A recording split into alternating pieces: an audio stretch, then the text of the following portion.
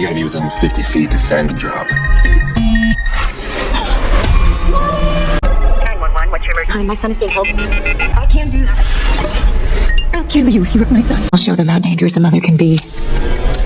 How's this date going? What if Drop's biggest twist wasn't in the script, but hidden in a single frame? Today, we're exposing the secret even the director tried to bury. The film begins with Violet, who is shown being brutally tortured by her husband. The intense argument reveals this isn't the first time such violence has occurred. Exhausted and terrified, Violet reaches for a hidden gun while her husband threatens her with his own. Whether she shoots him or not is left ambiguous, and the scene transitions.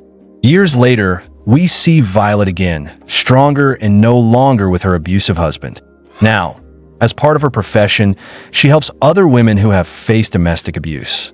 She lives with her sister and son, and after much persuasion from her sister, she agrees to go on a date with a man named Henry, whom she's never met before. She arrives at a 5-star restaurant and accidentally bumps into a man, but doesn't give it much thought. She heads outside to sit and chats briefly with a waitress. Soon, an elderly man named Richard approaches and mistakenly calls her by another name. Violet is puzzled, but it turns out Richard mistook her for someone else. They strike up a casual conversation until Richard's friend arrives. At this point, Violet begins receiving mysterious airdrop messages with no sender info. Since airdrops can only be sent from nearby devices, she looks around but cannot figure out who's doing it.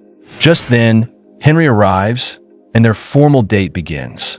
During their conversation, Henry asks about her son, prompting Violet to check her phone.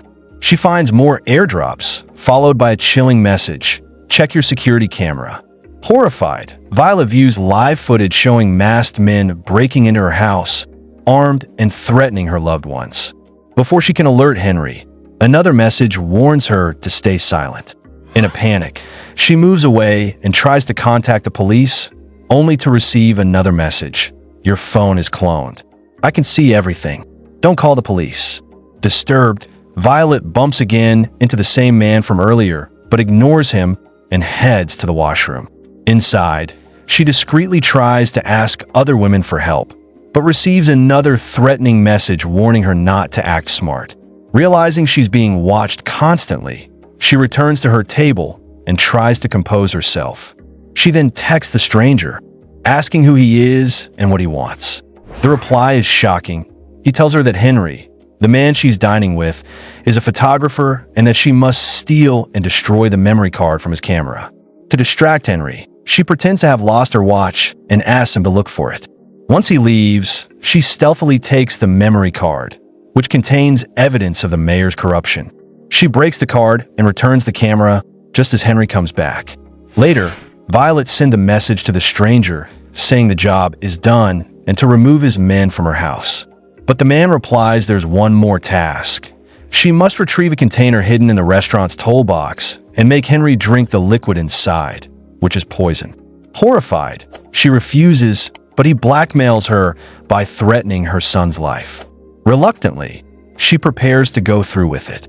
Then she notices the same man she bumped into earlier sitting alone, possibly the one sending the messages. Just as she's about to confront him, Henry decides to leave, sensing Violet's discomfort. But she stops him and kisses him, asking him to stay. Meanwhile, she gets an idea and writes "Help me" on a banknote with lipstick and asks the waiter to deliver it to the pianist. She hopes someone will notice. Moments later, the note appears back on her plate with another warning from the blackmailer.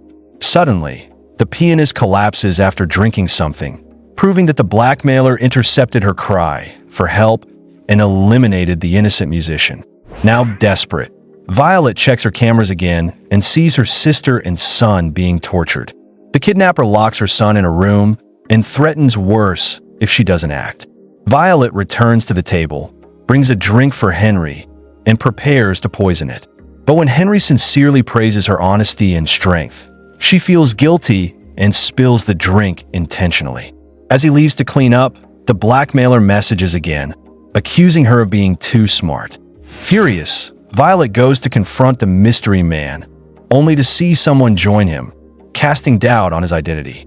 She speaks to the waitress, who says the mystery man regularly visits and always reserves that same table. But today, Richard had taken it instead. This realization shocks Violet. She confronts Richard with drinks, and when he calls her by name, despite her never mentioning it, her suspicions are confirmed. Richard laughs and confesses everything.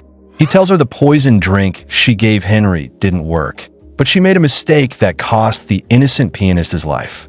Henry joins them, and Violet introduces Richard as a friend. She then offers Henry another drink.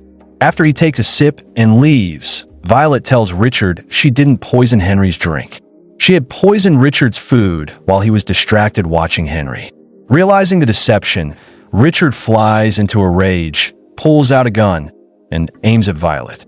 Henry rushes in to protect her and is shot. As Richard tries to shoot again, the waitress attacks him, and the bullet shatters a glass window. Injured but still dangerous, Richard goes after Violet. Violet ends up throwing something at Richard, causing him to stumble and crash through the broken window, falling to his death from the high-rise restaurant. Violet is nearly pulled out too, but Henry, despite being wounded, saves her just in time. Injured but safe, Violet grabs Henry's car keys and rushes to save her family. At home, her sister and son are trying to escape the kidnapper, eventually locking him out of the room. But the man shoots the lock and injures her sister. As he moves to harm her son, Violet bursts in with a knife and stabs him, but he overpowers her and throws her aside. Just then, her son uses a remote control car to deliver a gun to her. Violet grabs it and shoots the kidnapper, saving her family. The final scenes show Violet visiting Henry and her sister in the hospital. Her sister had only suffered a minor injury, and Henry was recovering. Violet brings food for them and seems hopeful. She has decided to start a new life and build a family with them. The movie ends on this hopeful and emotional note, one blink and you miss it frame. The camera briefly reveals Richard watching Violet before she even arrives at the restaurant, proving he knew her all along. This completely flips the narrative. It wasn't a random meeting or a case of mistaken identity. It was a premeditated trap. That hidden frame exposes Richard as the mastermind long before his reveal, suggesting the entire encounter was orchestrated from the start, something even the script never spells out. So, genius twist or total nonsense? Fight it out below. And if you spotted a detail we missed, drop in the comments. Prove us wrong. Be subscribed to enjoy more movies. Our next recap will blow your skirt up.